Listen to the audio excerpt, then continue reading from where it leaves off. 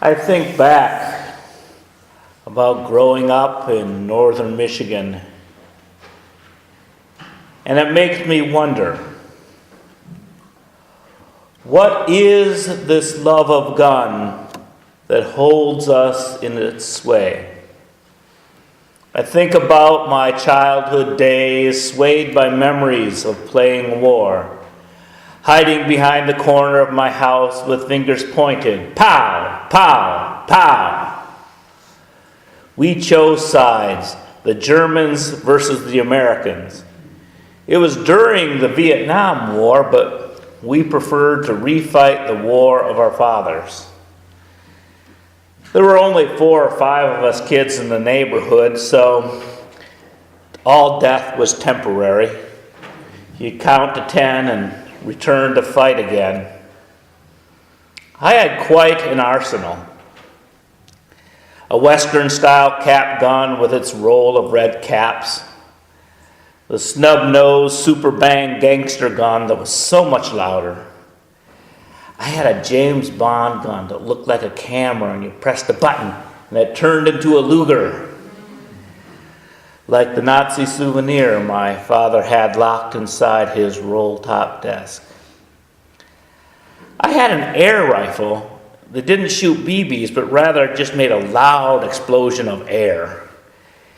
And because it had no projectiles, we had to be creative, and we'd stick the barrel of that gun into the dirt and clog up the front, and then we'd cock it and pop, and the spray of dirt would go all over.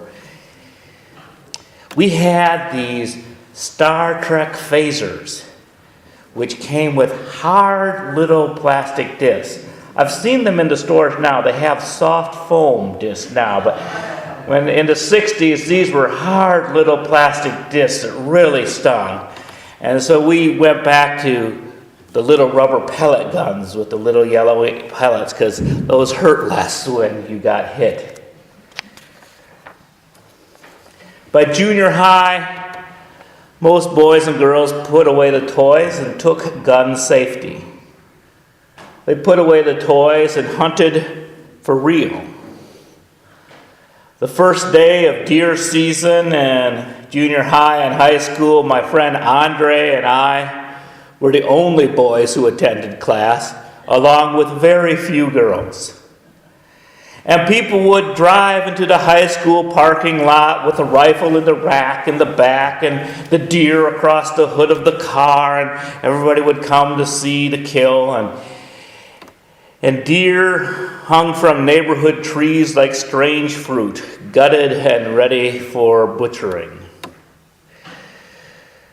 Guns are part of life in the North Woods, a tool for feeding the family, a way of life, the culture I grew up in. What is this love of gun that holds us in its sway? I think about the birth of our nation. Guns, God, and guts, they say, made this nation great. In the name of God, they imported slaves. The sons of Canaan, cursed by Noah, were chained into the holds of the arks of the Middle Passage. Armed slave patrols were necessary to prevent insurrection.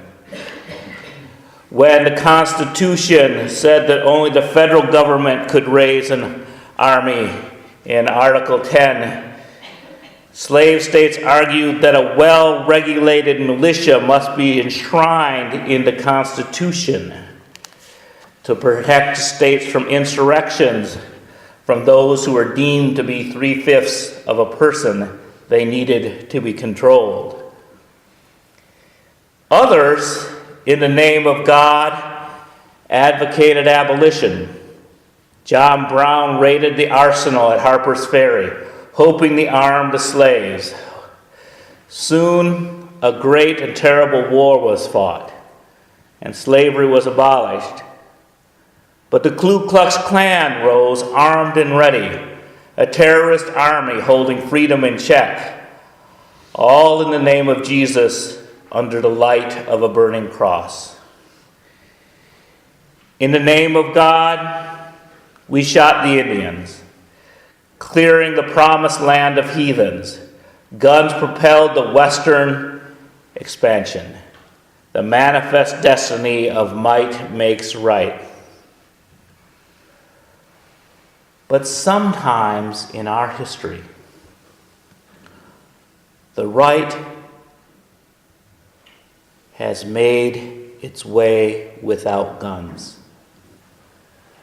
Women protested nonviolently for the vote. In the name of God, they were told to stay in their place. But they petitioned their government decade after decade after decade until their voice was heard. The civil rights movement was done nonviolently. They walked across the Pettus Bridge in the face of armed police. Their leaders were assassinated, but the cause of freedom would not die. Guns and bullets could not prevent America from getting better.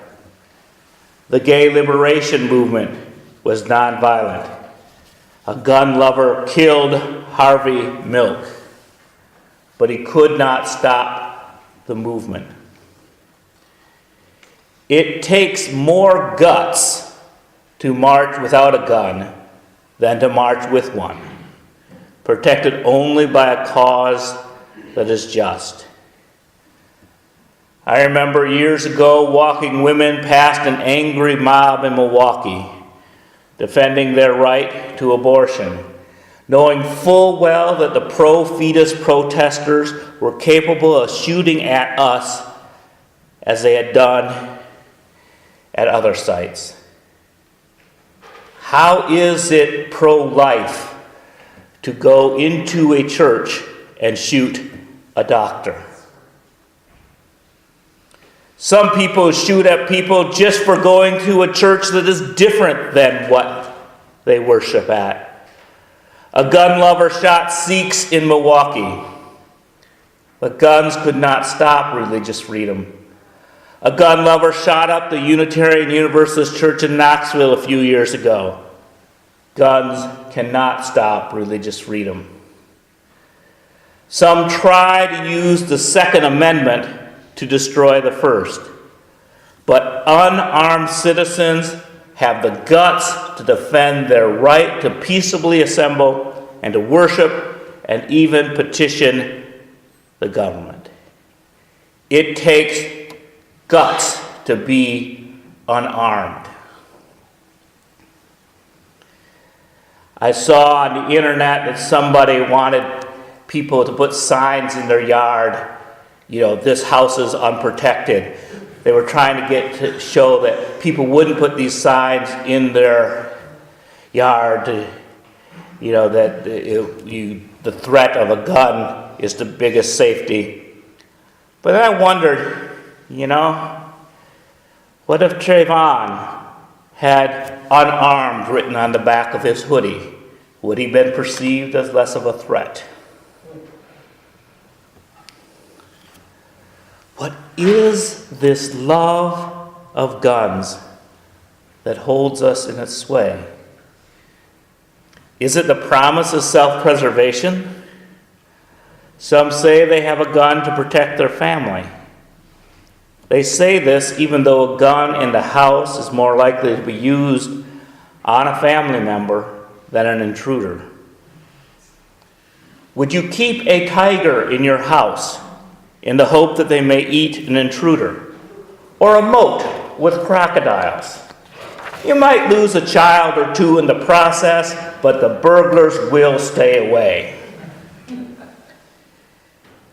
If someone pulls a gun on you, it's too late to be protected by a gun.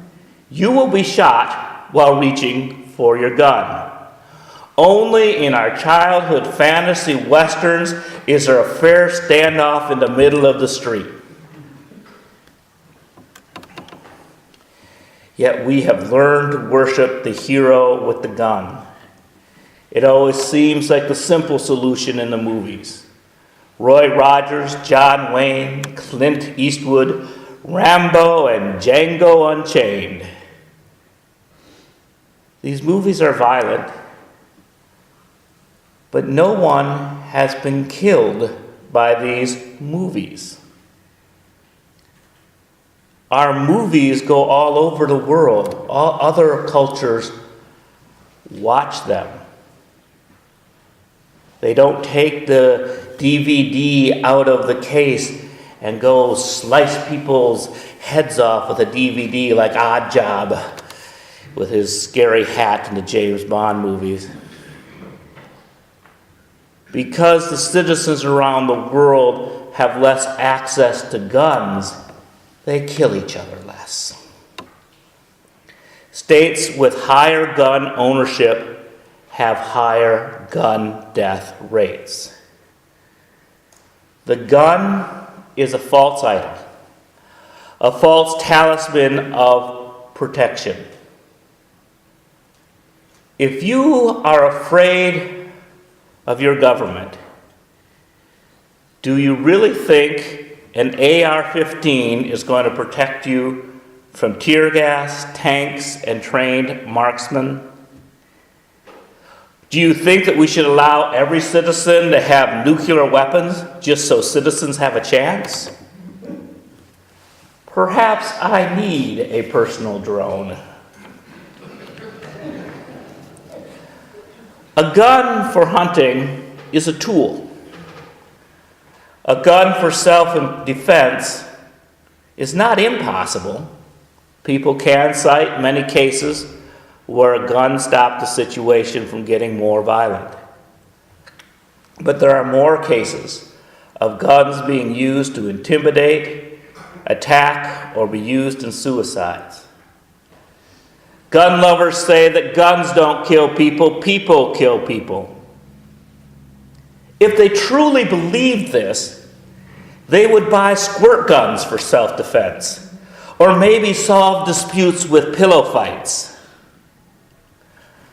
But no, they buy guns because they are the most efficient way for people to kill other people. I don't want to pry your gun from your cold, dead hand. I want to help prevent that hand from being cold and dead. I don't want to read of another tragic accident or suicide or domestic dispute gone wrong. I want you to be alive.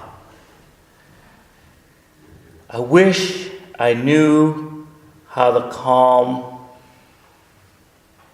the fears. And I know both sides of this issue use fear. But we need to be able to distinguish between rational fear and irrational fear.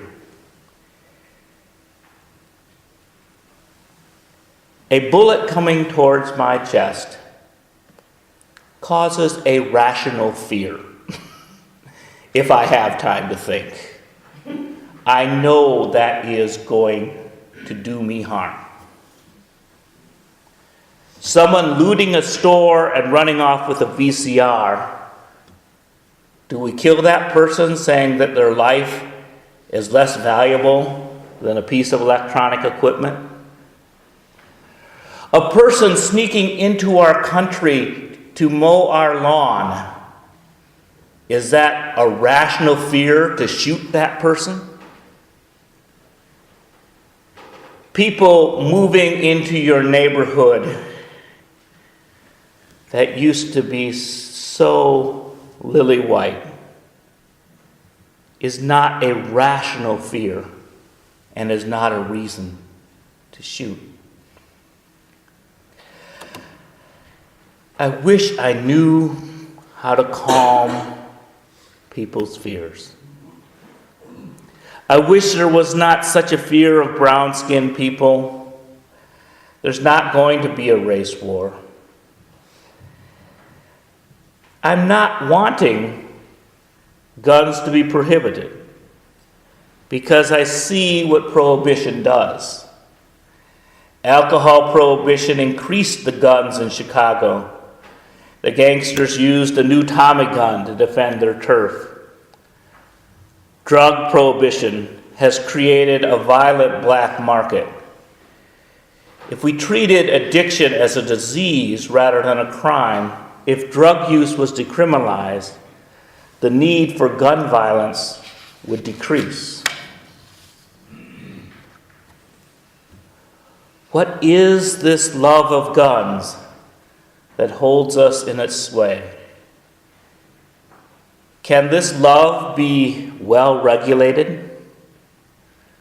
A well-regulated militia being necessary to the security of a free state, the right of people to keep and bear arms shall not be infringed.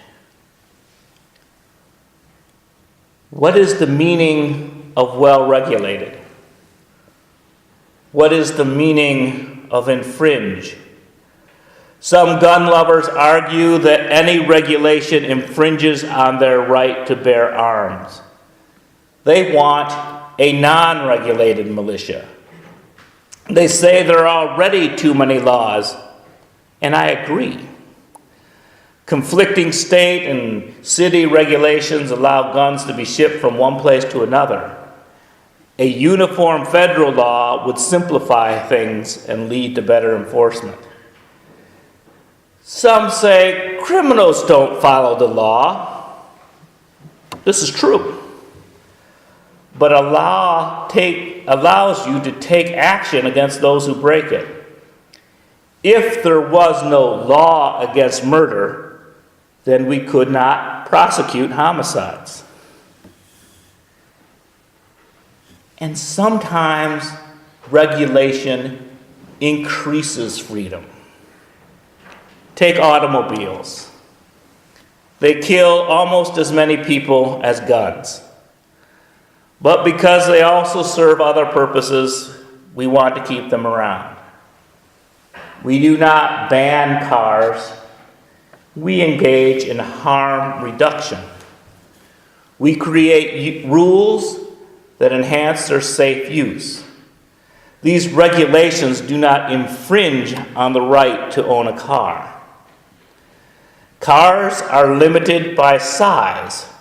They need to fit in the lanes of a highway.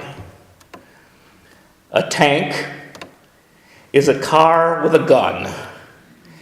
And some tanks are too big for our roads, and plus the treads tear up the roads and cost the highway department too much. They ban studded snow tires. I'm sure tank treads would do worse damage. And semi-trailer trucks, the really big trucks, require special license to operate. Who would be harmed by requiring special licenses for special guns? And to drive your car, you need to pass a driver's test. Why is there no safety test for gun owners? My car has an identification number. If my car is used in a crime, I am liable. Why don't we have a registry of guns? Each gun has a unique ballistic fingerprint. Why isn't each gun tested before it's sold? If cops find a bullet in someone, they could trace the bullet to the owner of the gun. We have speed limits on our highways. We can limit the speed at which bullets can be fired. We can limit the size of the clip. Automobiles have locks. Only those with keys can operate them. Why don't guns have locks? It would prevent many accidental deaths. Gun control is a word that strikes fear in some people. They do not want to be controlled by the government. But I'm talking about gun safety. I know responsible gun owners who lock their guns separate from their ammunition. They've gotten trained into proper use of firearms. My brother-in-law, who probably disagrees with this whole speech, prohibited his kids from playing with guns because guns are not toys, they're tools, and they should be respected. Responsible gun owners are already following sensible rules. Why would they object to unresponsible gun owners following the same rules? Responsible drivers do not object to traffic laws. I am glad those laws are there, and I want people to obey them.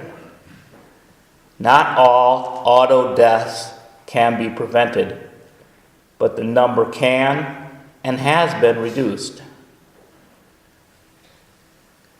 Gun regulation does not infringe on gun ownership. It enhances it and helps it to be done safely. Those who need to hoard guns in fear of a race war or government tyranny may suffer from paranoia. Would they pass a mental exam allowing them to own a gun? But most people have guns because they love them. They love to shoot. They remind them of hunting with their dad and their family. Target shooting is a legitimate sport. Hunting is a cultural expression, and sometimes a very needed source of food in impoverished rural areas. I do not want to revoke the right to have a gun. Banning alcohol and drugs have not worked. Prohibition just drives behavior underground. But I do want people to realize that every right has a responsibility. Responsible behaviors can be written into law. The love of gun need not be a reckless infatuation. It can be a safer situation. God, guns, and guts. It's an interesting concept. If fear drives you to buy a gun, do you have guts? If you trust in a gun, do you really trust in God? The love of guns is misplaced. We are called to love people, including our enemies. When Jesus said, "Love your enemies," I'm pretty sure he meant don't kill them. How many lives will we sacrifice for the sake of guns? Should we be in the business of protecting guns, or should we protect people?